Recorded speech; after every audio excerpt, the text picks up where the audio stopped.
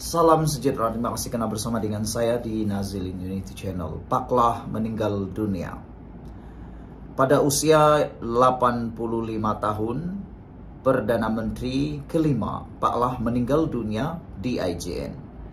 Sebelum kita kongsikan apa yang menyebabkan Pak Lah meninggal dunia atau apa punca kematian Pak Lah, kita kongsikan dahulu pencapaian-pencapaian Pak Lah yang tidak akan dapat dilupai sehingga sepanjang hayat. 6 pencapaian Allahyarham Tun Abdullah Ahmad Badawi yang dikenang sepanjang hayat. Jangan lupa, sebelum Anda mengetahui, saya akan kongsikan kepada Anda sebab Pak Lah meninggal dunia sebentar lagi. Allahyarham Tun Abdullah Ahmad Badawi, Perdana Menteri Malaysia yang kelima, dari tahun 2003 hingga 2009 mencatatkan beberapa pencapaian penting sepanjang tempoh pentadbirannya. Berikut antara kejayaan utama beliau.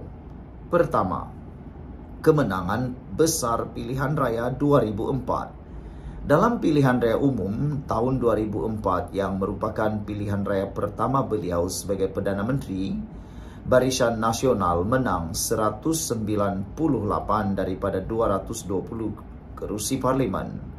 Kemenangan ini dianggap sebagai mandat besar terhadap kepimpinan beliau dan dasar-dasar yang diperkenalkan termasuk Islam Hadari yang menekankan keserasian Islam dengan pembangunan ekonomi dan teknologi. Kedua, pembangunan ekonomi. Abdullah melancarkan 5 koridor ekonomi Malaysia, iaitu Iskandar Malaysia, Wilayah Ekonomi Utara, Wilayah Ekonomi Pantai Timur, Koridor Pembangunan Sabah, Koridor Tenaga Diperbaharui Sarawak. Koridor-koridor ini bertujuan untuk merangsang pembangunan wilayah dan meningkatkan daya saing ekonomi negara. Beliau juga memberi tumpuan kepada sektor pertanian untuk mengurangkan jurang pendapatan antara kawasan bandar dan luar bandar serta memastikan pertumbuhan ekonomi yang lebih inklusif. Ketiga, memerangi rasuah. Abdullah memperkenalkan Suruhanjaya Pencegahan Rasuah Malaysia SPRM dan pasukan petugas khas pemuda cara perniagaan pemuda untuk menangani isu rasuah dalam sektor awam dan swasta. Langkah ini memperkukuh usaha kerajaan dalam memastikan ketelusan dan integriti.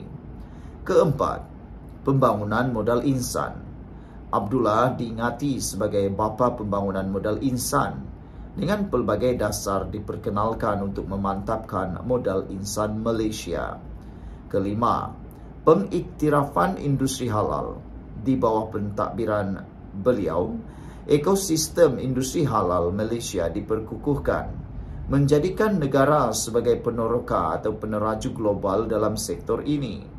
Pada tahun 2024, beliau dianugerahkan tokoh pembangunan halal negara atas sumbangan beliau dalam membangunkan industri halal 5. Keenam, pendekatan kepimpinan terbuka. Abdullah dikenali dengan gaya kepimpinan yang lebih terbuka dan konsultatif, yang merupakan satu pendekatan berbeza berbanding pendahulunya, iaitu Tun Mahathir. Beliau menggalakkan partisipasi pelbagai pihak dalam proses membuat keputusan dan perancangan negara serta mengekalkan dasar-dasar pembangunan seperti wawasan tahun 2020. Saudara, terima kasih kerana terus menyertai channel ini dan sekarang saya kongsikan kepada Anda. Ini adalah punca Tun Abdullah meninggal dunia.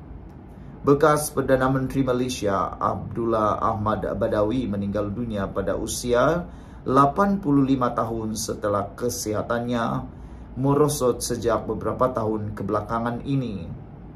Abdullah yang mesra dipanggil Pak Lah menjadi Perdana Menteri kelima pada tahun 2003 selepas tamat penggal Dr. Mahathir Mohamad selama 22 tahun. Menurut hantaran media sosial menantunya Khairi Jamaluddin, beliau telah meninggal dunia pada jam 7.10 malam di Institut Jantung Negara Kuala Lumpur.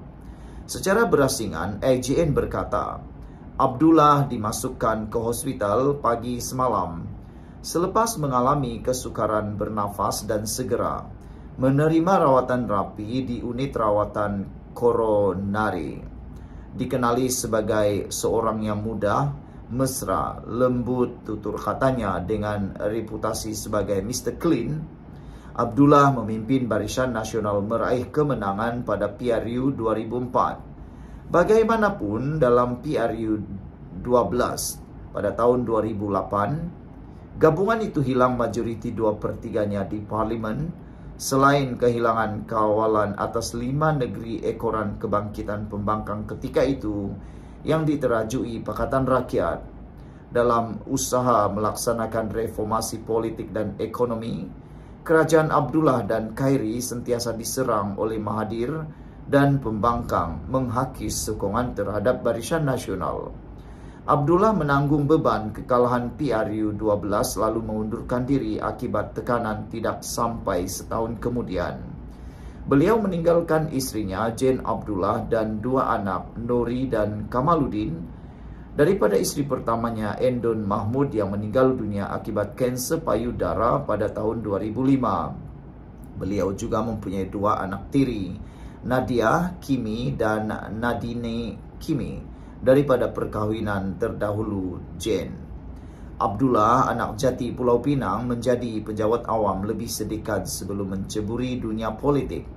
Beliau terpilih sebagai ahli parlimen kepala batas pada tahun 1978 dan terus mewakili kawasan itu selama lebih 3 dekad.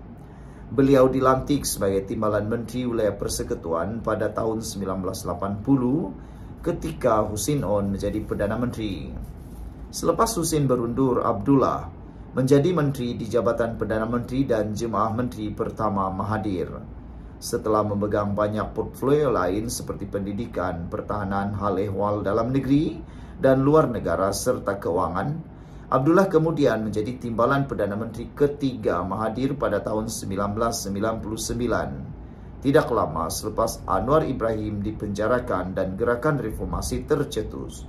Apabila Mahathir meninggalkan jawatannya, Abdullah mengambil alih sebagai Perdana Menteri pada tahun 2003, 31 Oktober. Pada PRU 6 bulan kemudian, beliau memimpin BN meraih kemenangan besar memperoleh 198 daripada 219 kerusi parlimen.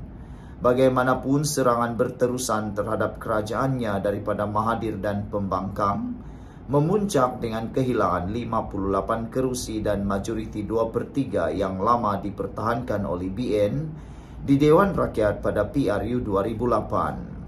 Berdepan perpecahan dalaman parti, Abdullah meletak jawatan sebagai Perdana Menteri setahun kemudian dengan timbalannya Najib Razak mengambil alih tampuk pemerintahan.